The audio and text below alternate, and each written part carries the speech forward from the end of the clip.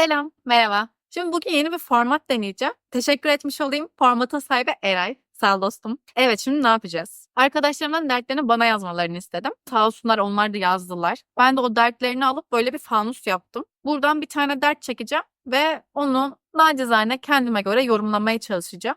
Eğlenceli bir içerik olur diye umuyorum. Yeni bir format olduğu için henüz daha küçük bir fanus. Siz de dertlerinizi değerlendirmemi isterseniz şuralarda bir yerlerde paylaşacağım mail adresine ya da aşağıya yorumlara bırakabilirsiniz. Evet, heyecanlıyım. Başlayalım. İlk derdimizi çekeceğiz bakalım. Az biraz küçük. Çekmem için herhalde şöyle eğeceğim mi?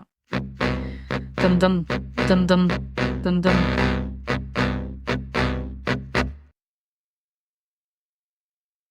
Evet. Bu arada şunu da hemen belirteyim. Kişisel verilerin gizliliği çok önemli. O yüzden mail adresine açacağımız bir dertte adınızı asla zikretmeyeceğim. Bunu da söylemiş olayım. Evet, açıyorum. Merhaba hocam. Estağfurullah evladım. Eski kız arkadaşımla çok toksik bir ilişkimiz vardı. Hmm. Eski kız arkadaşım dediğine göre bu bir erkek birey. Şimdi şöyle yapalım o zaman. Mail adresime atacağınız derdinizde eğer LGBTIQ+ bir bireyseniz bunu yazacağınız derdinizde benimle paylaşın. Değerlendirmemiz birazcık daha mantık çerçevesine oturuyor olsun. İngilizce karakterle mi söyleseydim ki ya? Daha mı havalı olurdu böyle? LGBTI. Ama samimi oldu ya, değil mi? Yani anlaşıldı. Ayrıldıktan sonra da aramıza 5 kamyon insan girdi. İddialı bu arada. Ama birbirimizden hala kopamıyoruz. Sence neden? Güzel dert. Toksik ilişki ve kopamamak. Güzel. Ya, toksik ilişki ne? Hepimiz biliyoruzdur muhtemelen ama küçücük şöyle anlatmak gerekirse birbirinize karşılıklı olarak cehennem yaşattığınız ve hem böyle psikolojik hem fizyolojik kötü kötü bir hale girdiğiniz ilişkiler toksik ilişki deniyor. Tanımı bu olmasına rağmen toksik ilişki hayatımızın bir evresinde böyle bizi yakalıyor ve ondan böyle bir türlü kopamıyoruz. Neden kopamıyoruz acaba? Ben toksik eksileri geri dönüştürülemeyen plastiklere benzetiyorum. Herkes şunu yaşamıştır. Böyle bir yaz ayında dışarı çıktık. Çok susadık, bir markete girdik, bir su aldık. Sonra biraz içtik suyu. Yazın da buzlu su satıyorlar resmen. Bir yere kadar içebiliyorsunuz. Sonra artık boğazınız felç oluyor ve diyorsunuz ki bu birazcık kalsın. Biraz ılısın en azından, sonra içeyim. Tam içilecek su sıcaklığı vardır ya. Onu beklerken gezeliyorsunuz, oraya gidiyorsunuz, arkadaşınızla sohbet ediyorsunuz. O elinizde. Sonra içmek istiyorsunuz suyu. Öyle elinizde gezdirdiğiniz için ve havada inanılmaz sıcak olduğu için artık içilmeyecek bir sıcaklığa gelmiş. O pet şişenin o plastik tadı bile suya geçmiş. Sonra artık içmiyorsunuz o suyu ama elinizde gezdirmeye devam ediyorsunuz. Şey düşünüyorsunuz. Eğer böyle bir şey olursa yine susarsam en kötü bunu içerim. O sırada gezelemeye devam ediyorsunuz. Alışverişe gidiyorsunuz, işte elinizde torbalar.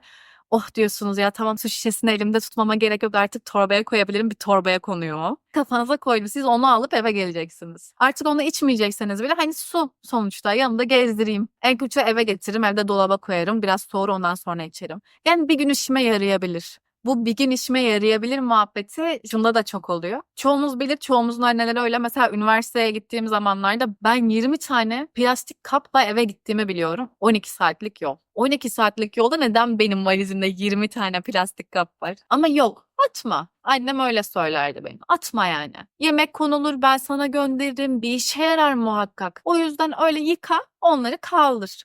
Üniversiteden sonra da hatta bu şekilde bende devam ediyor. Daha iyi, daha sakinim bu konuda. Ama bazen dolabı açıyorum, bardağı falan koyacak yer yok. Üst üste plastik kaplar sıralanmış. Bir gün işime yarar diyorum. En kötü işte toprak atarım, bir şeyler ekelerim, bir çiçek olur. Asla yapmam bunu. Ama böyle düşünüyorum. Hani belki yaparım.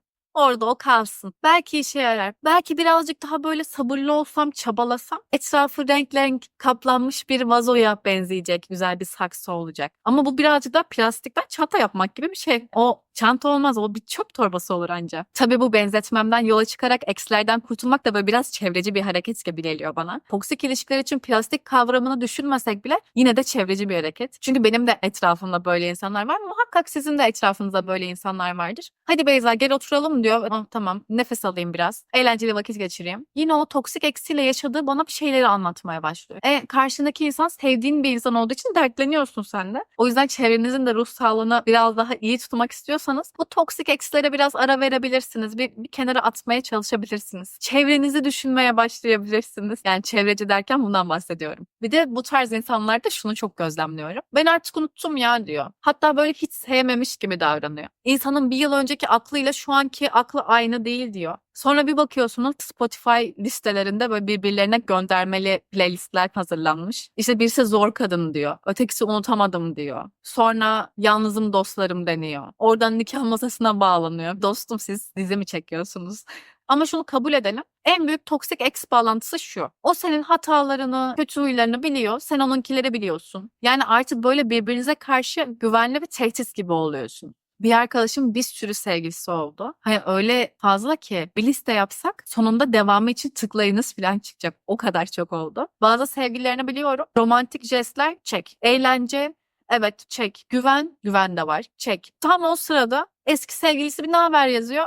Evet. Bitti.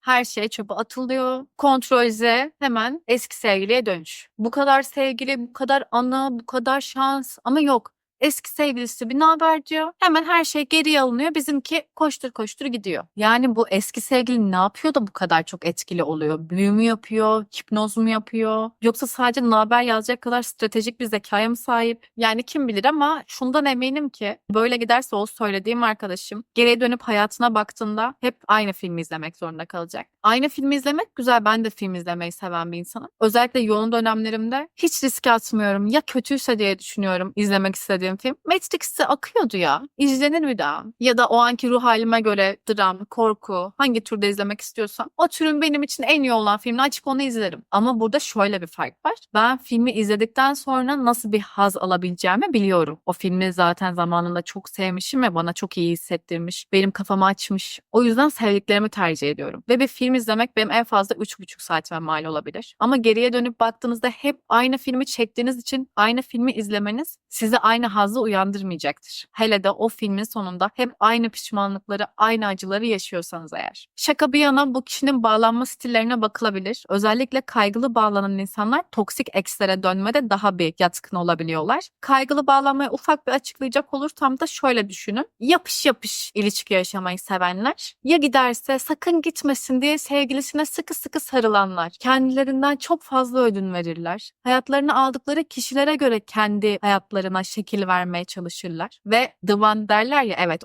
o kişiyi buldukları zaman da çok fazla emek harcadıktan ve kaybetme korkusuyla da savaşmaya çalıştıktan sonra yani bu kadar yorulmuşken ben artık başka birisine de gitmeme gerek var mı? Burada zaten ben yoruldum. Buna devam edeyim diye düşünebilirler. O yüzden bağlanma stilleri bu toksik ilişkilerde karşımıza çıkabilir. Bu bağlanma stilleriyle alakalı sosyal medyada çok denk geldiğim bir video var. Bir tane kız böyle 12-13 yaşlarında falan sanırım. Anne arkadaş da yine seni kullanacak falan diyor. Herhalde eski sevgilisi kızı çok kullanmış. Kız da böyle babasına sarılıp ağlıyor. Baba işte böyle yaptı, ne yapmam gerekiyor. Adam da yazık çok linç yedi. Çok da tatlı bir beymiş. İşte kızının başını okşuyor, gülüyor. Kimse seni üzemez, kandıramazlar seni falan diyor. Bağlanma stillerini olumlu şekilde etkileyecek hareketler bunlar. Babadan ve anneden o yaşlarda gördüğümüz koşulsuz sevgi, ilgi, iletişim. O yüzden o çocuğu o kadar şanslı buldum ki mesela belki yine bağlanma konusunda zorluklar yaşayacağı ilişkiler geçirecek. Ama bu desteği o yaşlarda hissedebilmek ve aileyle bu kadar iyi, sıkı bir iletişim kurabilmek gerçekten bağlanma stilleri için çok çok önemli. Bunun dışında bu toksik ex'le yaşanan inişli çıkışlı ilişki bizim beynimizdeki hormonların da bir anda yükselip bir anda alçalmasına sebep olabilir. Evet, o anı yaşarken zaten çok yorulursunuz ama bir anda serotonin hormonunuzun çok yukarı çıkması ve bunun bir anda olması sizin hoşunuza gidebilecek bir hale gelebilir. Belki serotonin hormonunuz başka bir şey yaparken de yine aynı seviyede ama bu kadar hızlı bir çıkış, alışık olmadığınız bir çıkış. Anlık olarak haz verdiği için beyniniz buna alışmış olabilir. Son olarak söyleyeceğim şey alışkanlık döngüsü. Tanıdık rahatlıktır. Herkes belirsizlikten rahatsız olur. O sizin safe place'iniz olabilir ama söylediğim gibi geriye dönüp baktığınızda aynı filmi izlemek istemiyorsanız bu döngüyü kırmak zorundasınız. Bu konuyu da bilinçaltımızla ilgili olan bir videoda anlatmıştım. Yine onu da artık becerebilirsem linki bir yerlere koyarım. Bu dertleri arkadaşlarımdan aldığımı söylemiştim. Arkadaşlarım da hep 20'li yaşlarında olduğu için şu örneği verebilirim. Yani çünkü bu derdin sahibi kesinlikle 20'li yaşlarında bir birey. Seneler önce izlemiştim ve beni beni çok etkilemişti. TED konuşmasından bahsedeceğim. 20'li yaşlarında olan bir insan hayata genel olarak şöyle bakıyor. İş yapmak zorunda değilim. Zaten daha 20'li yaşlarındayım. Ya da bu kadar çok mücadele etmek bu yaşlara uygun bir şey değil. Ben daha gezmeliyim. Yeni insanlar tanımalıyım. Hayatıma birisini alabilirim. En kötü ayrılırım. Orada konuşma yapan kişi kendisine gelen danışanın hikayesini anlatıyor. Danışan da 20'li yaşlarda bir kadınmış. Özet olarak şunu söylüyor. 30'lu yaşlarda gerçekten istediğiniz bir hayata ulaşma hedefindeyseniz buna 20'li yaşlardan başlamanız gerek. Çünkü bu sizin istediğiniz şeyler süreç alacak olan şeyler. Ben 20'li yaşlarındayım zaten hadi gezeyim deyip geleceğiniz için herhangi bir adım atmazsanız bir anda hadi hop 30 oldum hayatım değişti artık daha ciddi bir şeyler yapmaya başlayayım. Olgunca davranayım derseniz 20'li yaşlarınızda yürümeniz gereken yolu 30'lu yaşlarınıza ötelemiş olacaksınız. Tabii o TED konuşmacısı çok daha iyi ifade etti bunu ama